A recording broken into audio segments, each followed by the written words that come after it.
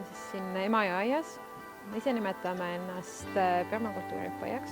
Me teeme siis Tartu erinevatele lasteaedadele selliseid taimekasvatusprojekte ja siis meil on siin näiteks kõrval on Maarja küla, nendega on projekt, et nemad saavad tulla siis enda noortega siia appi. Nagu meil on hästi palju taaskasutust siin nagu erineval kujul.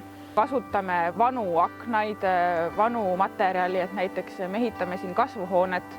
Meie jaoks on juba nagu kõik piisavalt korras siin, aga väga paljude jaoks on see sassis.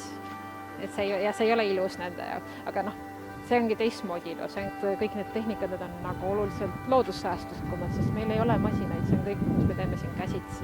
Sellise nagu päris looduse lubamine ja selle mõtteviisi aktsepteerimine, et see on ka linnas okei, on see kõik ju väga oluline, ma ütleks.